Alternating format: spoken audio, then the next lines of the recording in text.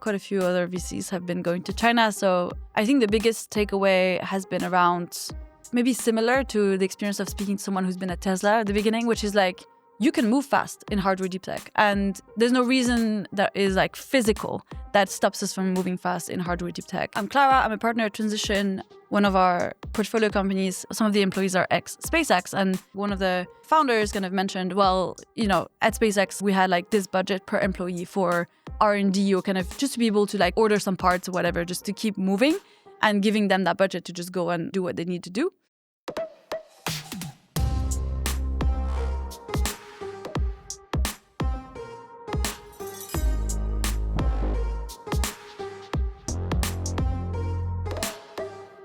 If you are a regular listener of New Wave, I want to ask you for a small favor.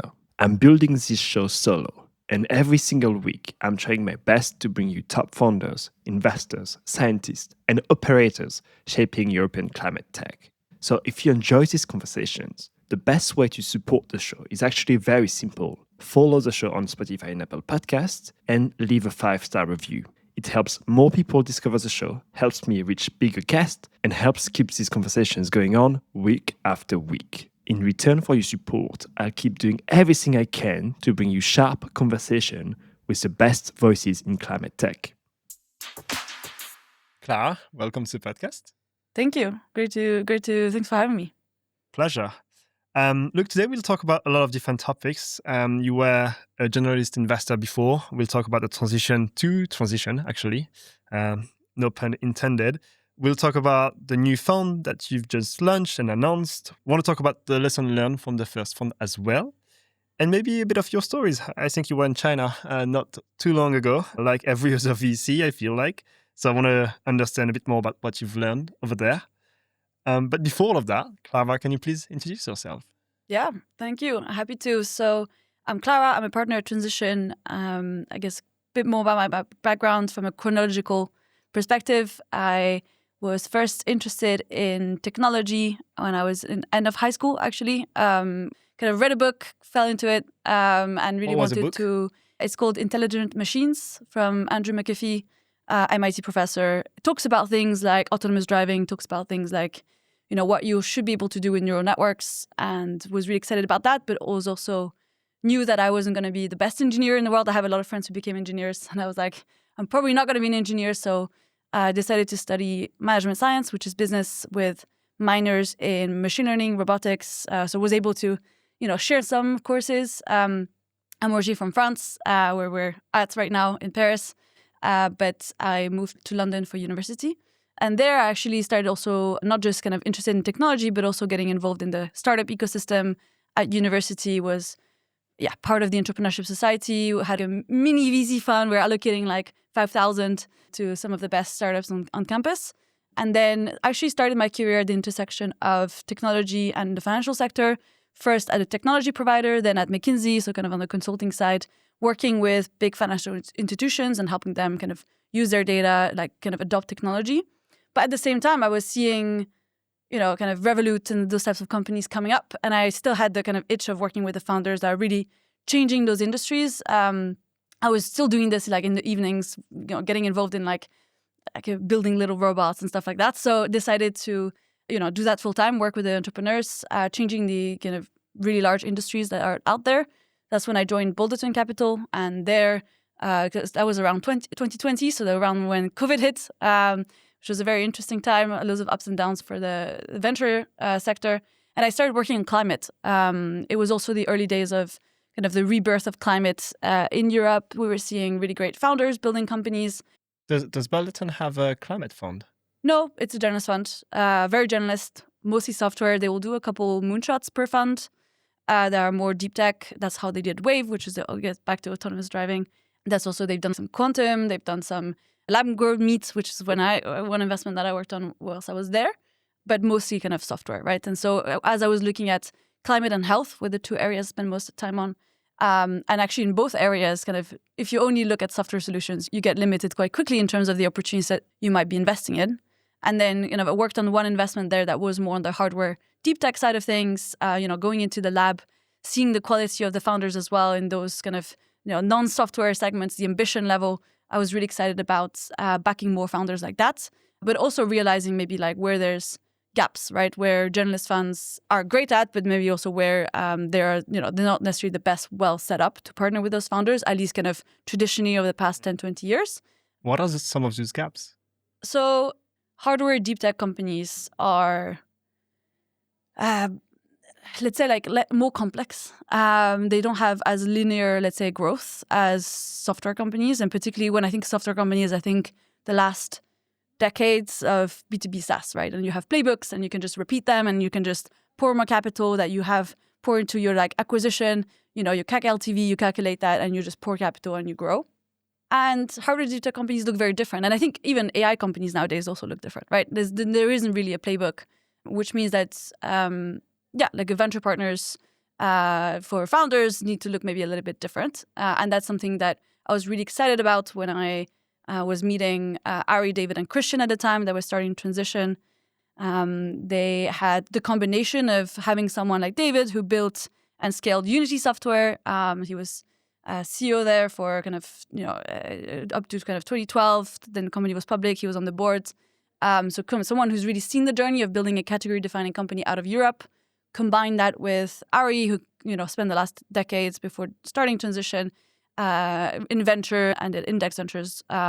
So had, the kind of tier one venture investor background. And combining those two things was a really good start, but also being able to start with a blank slate of thinking about what does a great venture fund look like to back founders that are, in software, hardware, or deep tech, building the transition. So that's kind of, how we define also our name, which is, of course, it is climate, but it's really about every sector of the economy is undergoing this transition.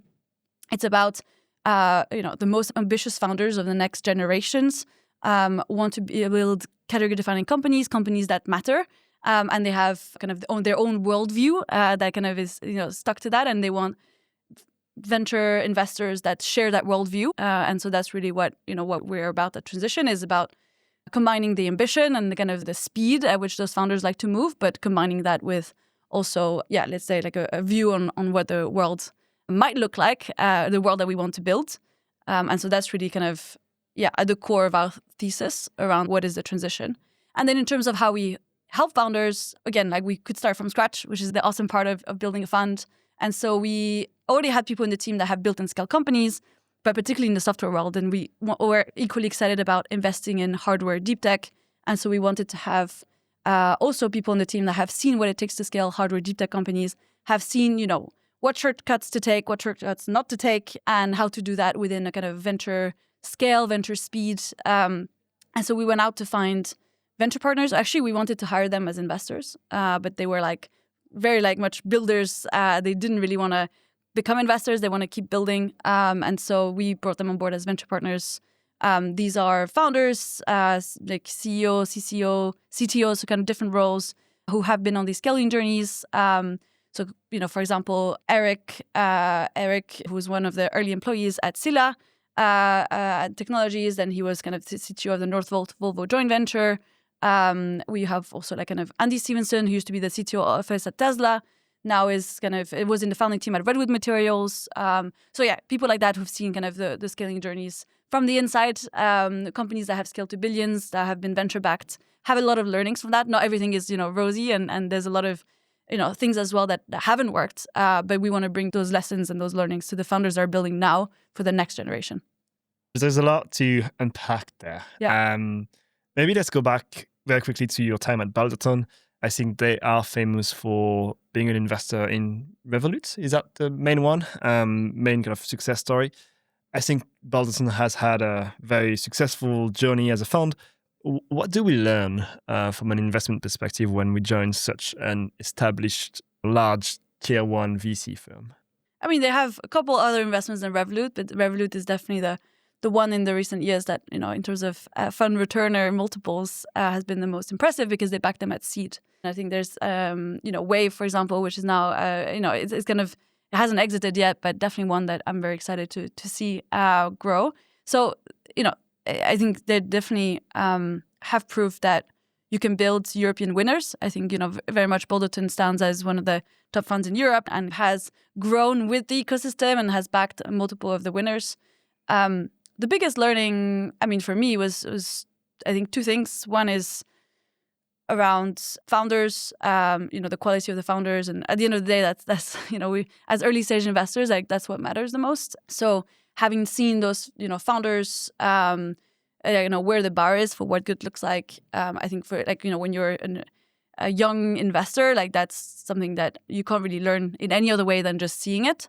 And then the other piece is more around the partnership. I think at the time was kind of 8 or 9 partners, and each one of them has incredible backgrounds, incredible experience, bring their own perspectives to things. And so the debate that you can have with all the different perspectives on board and kind of then reaching consensus to a decision, that was great learning. Do we need to reach consensus as a VC? No, you don't need, and they don't have consensus, to be honest. Actually, the kind of voting system allows for people disagreeing, because actually some of the best investments, and I think Revolut probably was one of them, where the partners actually heavily disagreed. Some people loved it, some people hated it. And, kind of having a system in place that allows you to have those disagreements usually leads to the best investments. And so that's a learning in itself in some ways. Yeah, I'm not surprised. I think venture is about finding outliers or things that people don't believe in or are a bit contrarian. And sometimes that's where the magic comes.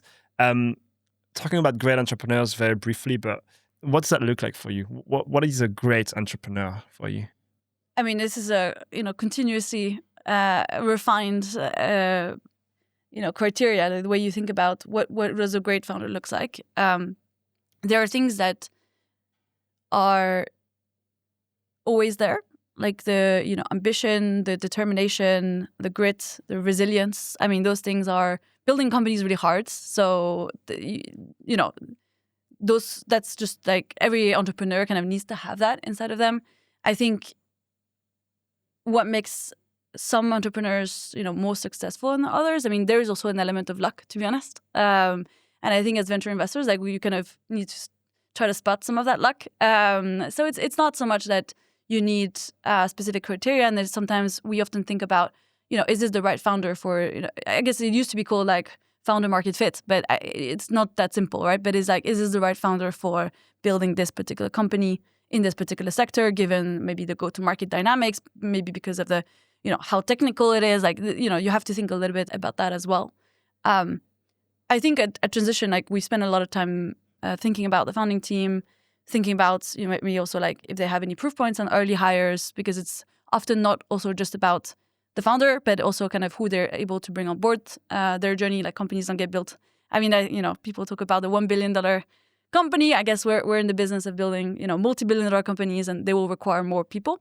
So we think a lot about that. And then the other thing we think a lot about is it's the market size, and think about a lot of the companies that we invest in go after markets that might be very small today, but they're going to grow a lot in the next years. And so that's where the magic of venture comes, where you have to make a qualitative assessment about how quickly are those markets growing. Can this entrepreneur, create some kind of inflection point, or the technology can create an inflection point in this particular market that allows it to grow faster? And so these are the kinds of things that we think a lot about. It could be a big market today, but it could also be something that might be a big market tomorrow, and we're equally excited about that. And that's the great thing about great entrepreneurs, I believe, is that great entrepreneurs will be able to find a new angle to the market or find something differentiated, so that it wasn't maybe obvious the first day, but then, a couple of years down the line, they actually found a way to grow the company. And I wouldn't say they have to say grow the market, but sometimes they are just creating new markets, creating new opportunities, creating new ways of doing things. That's where you can see great entrepreneurs, being able to, win and succeed and scale. Yeah. If we go back to that transition from Balderton to Transition, what do we have to learn then to invest in hardware, which wasn't, so to say, your background? Yeah, and it was one of my biggest questions when I decided to join the founding team at Transition. I was like, can we invest in hardware deep tech? Can we do this well? Are we going to be able to source, assess, or pick and kind of win the best opportunities in hardware deep tech? And I would say at the time we had a hypothesis about what it requires, and that's kind of how we brought on board our venture partners, etc. But I would say like we've learned a lot over the last couple of years, and kind of most of it has been kind of proven. Our hypotheses are true, which is having people on our team who have seen those journeys before and has a lot of like scar tissue, to be honest, by doing those things, help us assess companies really well. I would say like the picking and winning is probably where we see the most value. So, our venture partners help us think about and assess some of the early stage companies that we look at. Assess, are these like scaling timelines realistic? How much capital? So it's more the commercial side, to be honest. It's kind of like, does this business plan kind of make sense, and the timelines and the kind of stress testing some of these assumptions. And then helping us win, because a lot of the entrepreneurs want to have people around the table who have been in their shoes. This is not new, right? But there's not that many people who have treaded those journeys in hardware deep tech, and so having them, around the table is incredibly valuable. What we found with our venture partners is that we didn't pick necessarily the people who look best on CV, who are just these superstar names. Maybe they're a bit retired, kind of gray hairs. We went for people who have been operators, have been founding and scaling companies for the last 10, 15 years, who are still very much in that operating role, kind of still scaling, the companies that they're at. And they're still very much kind of in the trenches, if that makes sense. And I think that has been a really good choice for us. And I think, the feedback we've gotten from founders that we work with has been really amazing on having those people on board. On the technology side, because I think people often ask us this question, a lot of our LPs ask us, how do you guys assess these technical, especially when, it is hardware deep tech, how do you assess that? And of course, some of that comes through our venture partners, and some of it comes through our network, some of it comes through now also our portfolio founders, right? We're kind of, with Fund 1, we've made 23 investments, so have 23 portfolio companies. We've now already made 8 or 9 investments out of Fund 2. So, the portfolio is now really reaching a certain, scale, and which means that we have in a portfolio a number of founders who also have been in, they're like second-time founders, or they used to be operators, they start companies. And so now we start also seeing this kind of flywheel of having a bigger community of founders, people who used to be at SpaceX, people who used to be at ASML, people who really have, incredible talent, have seen the inside of really key organizations for hardware deep tech culture, let's say, of like, how do you move at speed in hardware deep tech, and so can bring that as well to other founders. Yeah, one of our portfolio company is called Seirona, director capture, but the founder is an ex-Tesla employee, and we actually recorded a podcast in the same room earlier this year. And when you talk to him, you realize, oh wow, like Tesla has a method to like get basically the same speed as software, but with hardware. And when you see that, that's just incredible, because they move so fast. Yeah. Like I think they've done like 6 iterations of the unit that they have in 2 years, which is like, compared to old incumbents, was more like every 10 years, let's say. Yeah, I mean, an example of that, for example, would be with one of our portfolio companies. It's not announced yet, in space, and some of the employees are ex-SpaceX. And the meeting the other day, like one of the founders kind of mentioned, well, at SpaceX, like we had like this budget per employee for R&D, or kind of just to be able to order some parts or whatever, just to keep moving, and giving them that budget to just go and do what they need to do. And they were kind of referencing, where they are today versus where SpaceX is. And this probably, he was mentioning, maybe we shouldn't be at SpaceX level, but, maybe X K per employee, we should increase it, because right now it feels like we just don't have enough to play around with. So things like that, which I really like, you can only get if you've been inside those organizations.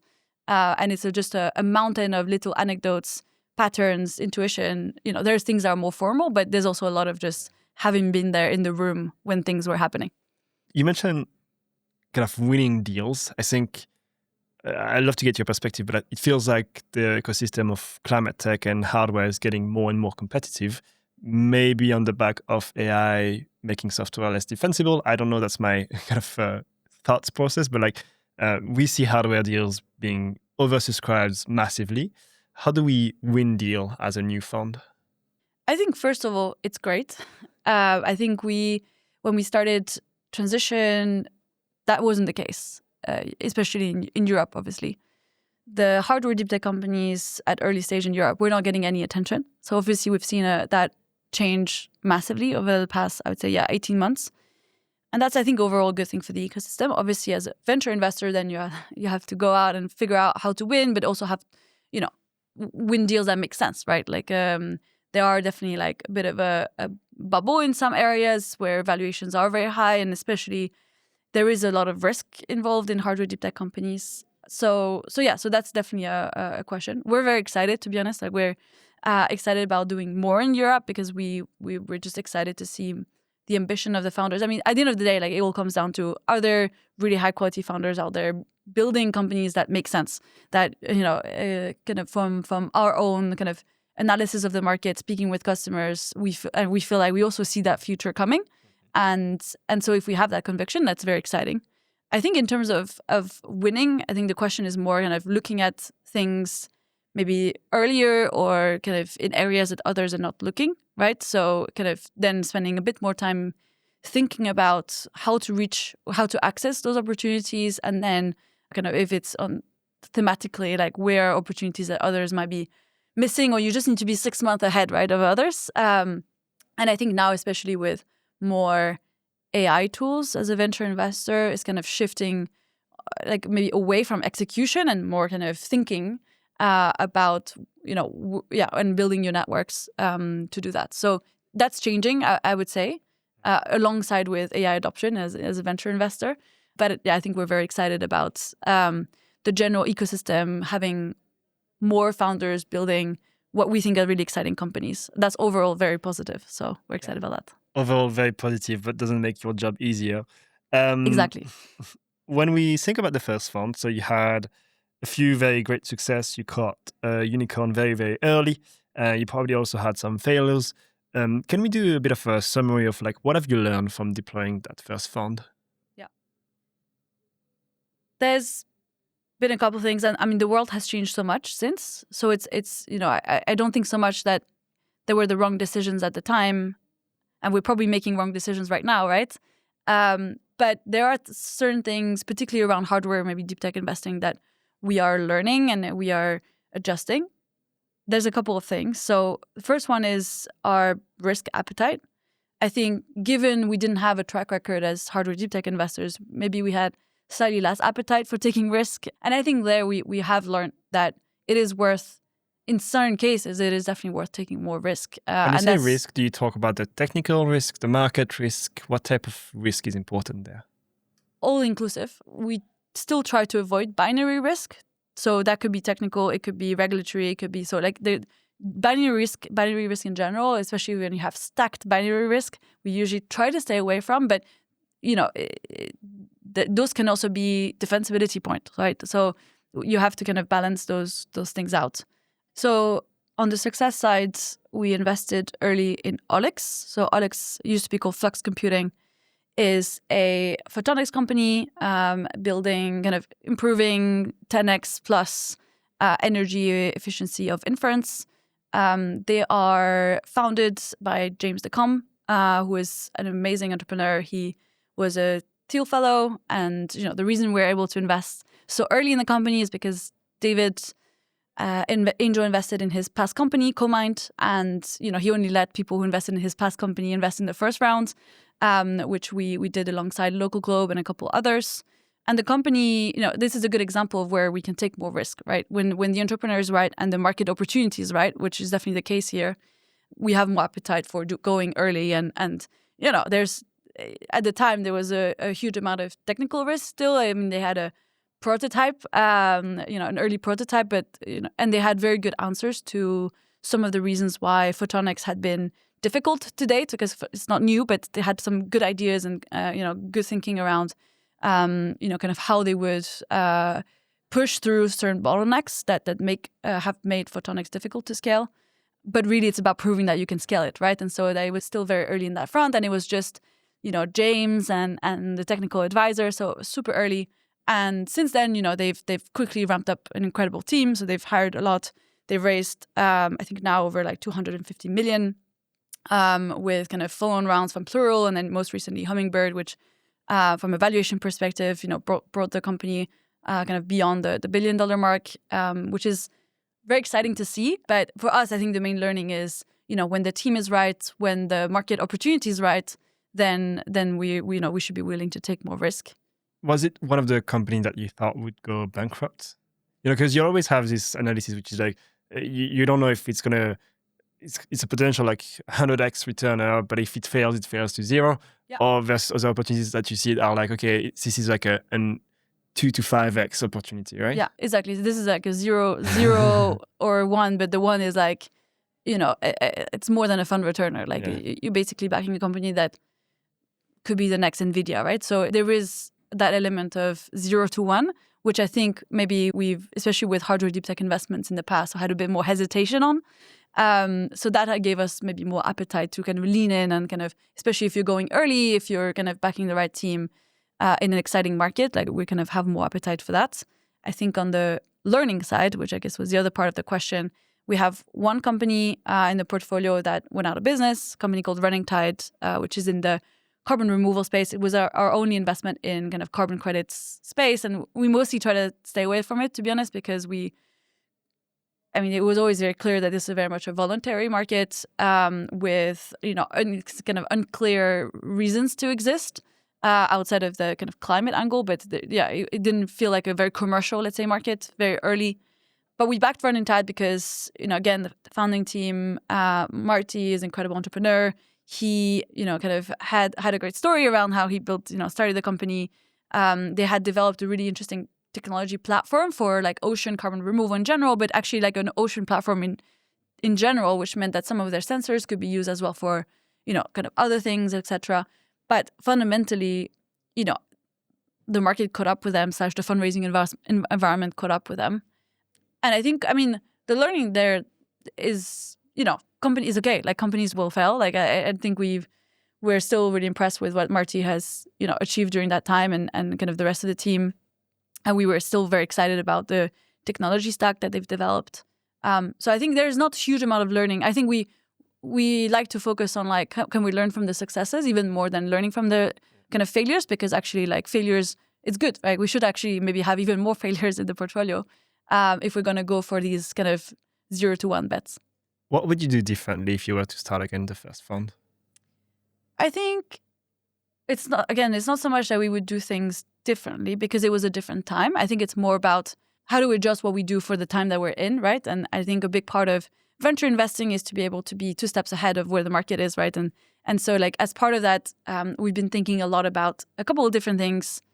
Maybe the first one that we can talk about is around the size of the fund. Kind of when we went out to raise fund 2 and as we start thinking about fund 3, fund 4, fund 5, we think about, what is the right size of a fund that we should have. For context, can you give the first fund size and then the second fund size? Yes. So first fund was $130 million dollars, and the second fund is $150 million, or over $150 million, and we still have 1 or 2 conversations closing.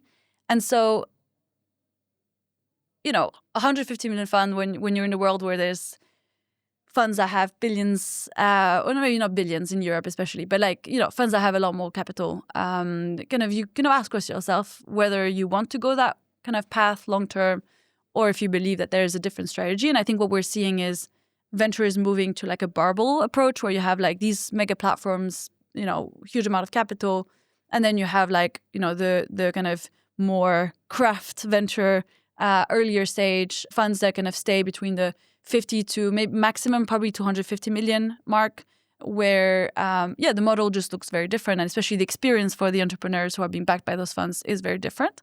And we believe there's a reason to exist for both funds. What do you think is different for the entrepreneur? Is that speed to decision making? Is that relationship? What's different when you have a Sequoia backing you with, I don't know, tens of billions of capital available versus a transition that has 150? I love Sequoia, so wouldn't say that they're, it's more about what is the support that you can get as a founder in terms of the relationships. I guess Transition is quite a small team, but the proportion of the team that has, had their own experience scaling companies and the exposure you get to each individual is really high. And so that's kind of what we like to think about is, if Transition backs you as a founder, you can get, you get access to the whole team and the whole, but that team is kind of highly concentrated with people with that experience. And it is more, it is more personal at the end of the day. Like we make, 2 or 3 investments per partner per year. Like, so there is this kind of concentration and kind of craft that goes into kind of working with founders. Bigger platforms also have their place, by the way. Like we're not saying that they shouldn't exist. Like we're very happy, and actually some of our founders, raised with those funds afterwards. I think they kind of add a slightly different type of value, which are, more around, the platform, right? They can help you with, even I think things like, for example, helping you with navigating policy and government. That's something that's like incredibly valuable to founders, especially on the kind of longer term, that I think is really hard to build for super early stage kind of smaller fund structures, but can really be done really well. And I think like funds like General Catalyst, for example, have done a lot of work around that. So I think it's a different type of value add, which I think is equally interesting. But I think when you're raising like a pre-seed or a seed round, there is value in kind of prioritizing smaller funds to have this kind of more kind of relationship-driven, kind of more personable approach. You can always raise with the larger funds later. Although I feel like they're coming more and more at the earlier stages to try and get a ticket to entry, which is always funny because the way I kind of think about it is that they invest very, very small amounts in pre-seed seed companies almost as a tracking mechanism to make sure they have their eyes on that company in case if it starts to explode and they want to lead the next round, because it gets competitive for everyone, for them as well. Yeah. 100%. I think as a founder, what you have to ask yourself is, what are the incentive structures in place to have the best partners? When we think about raising 150 million, maybe a little more, let's see where you land exactly. But look, you've mentioned one of your early portfolio companies. They've raised alone 250 million. Do you have enough capital to back hardware company? Because, in my mind, I would have thought, okay, they wanted to go after hardware. It's going to cost a lot of money, lots of capex. Companies will have to raise a lot of money and a lot of equity usually. And if you want as an investor to maintain your pro rata, you'll have, very large checks to write. So how do we come up with 150 million? Because that seems small to me, actually. Yeah. Well, I mean, it's a fair question. I think the reality is, I think multiple people have published analysis on this, which is, capital intensity of hardware deep tech is the same as software on the long term. Like, it doesn't actually matter. Now, I think there is a difference in the early stages, which is like, how much capital do you need to get to a certain milestone? And it is true that if you're in the digital world, you can probably get going faster. So there is this kind of critical amount of capital you need to reach a certain milestone. That's different, by the way, than like, there is also companies that are in hardware deep tech that are very capital intensive, that are more like infrastructure, right, heavy. And there, to be honest, like Transition usually doesn't really invest in companies that are infrastructure heavy if they're using equity to fund this infrastructure. I think if they use other types of capital, it's kind of definitely like something that we would, it makes sense, right? But it doesn't necessarily make sense to use equity to fund, building a big factory. And actually, that's one of the learnings maybe from some of our venture partners, which is like where, how do you, what is the right capital intensity maybe for venture bets? So I think fundamentally, whether you're a software company, hardware company, or deep tech company, in this market environment where there's a lot of competition, you have to go fast, you're going to have to raise a decent amount of capital. And so, I don't think it makes a huge difference. Capital is important. I think the way we think about it is a lot of the companies that we back will be raising maybe a round with us, and then quite quickly raise a follow-on round on the back of that with funds that have deeper pockets. There's kind of big journalist platforms that we're talking about. But also, we have quite a lot of LPs that are interested in investing in our portfolio companies. So we've already done this quite a few times where we kind of add more capital, which means that in terms of our follow-on capacity of being able to contribute to the next rounds, we also have quite a lot of firepower on that side. And maybe long-term, we might have, an opportunities fund or something like that to be able to double down the winners in our portfolio in a kind of separate structure than the early stage fund. Look, before we get towards the end of this episode, I'd love for you to tell me a bit about the story of your trip in China.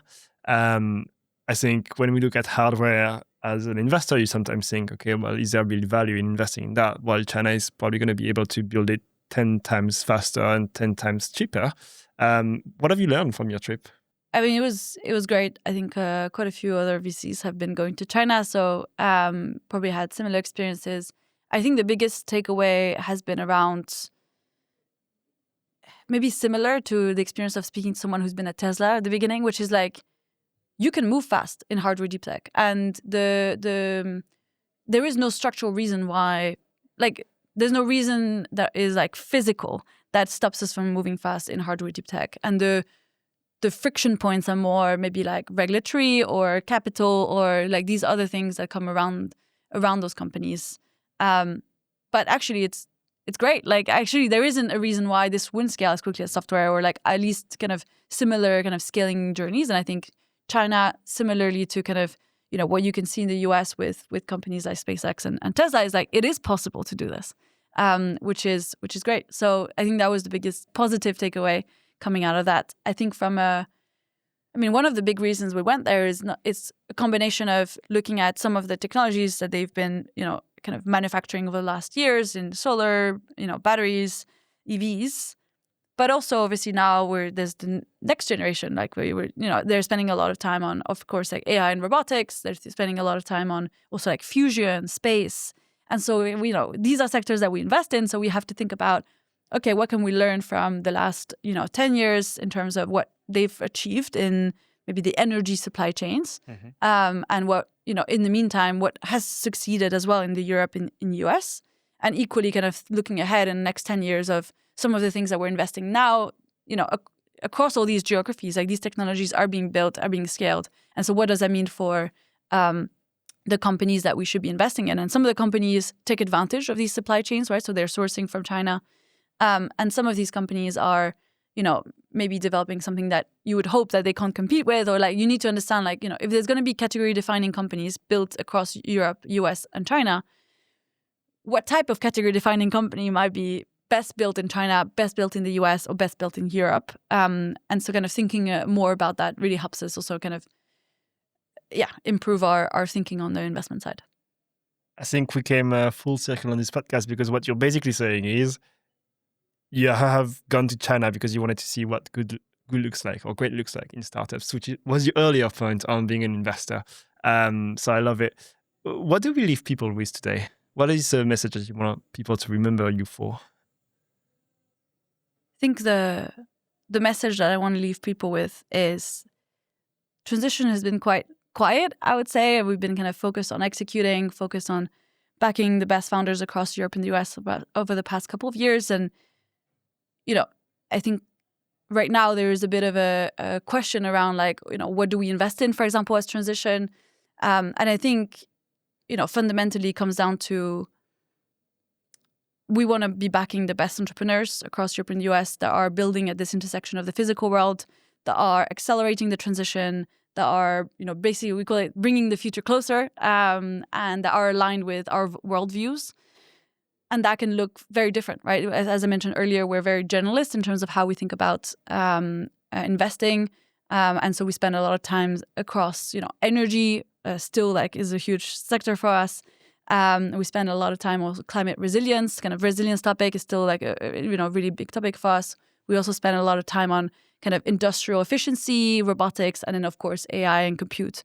And so like as kind of everyone else, right? Like we shift with where are the founders building companies, what are the market opportunities, and keeping that lens of what is the transition and what we're excited about investing in, which brings the future that we're excited about closer.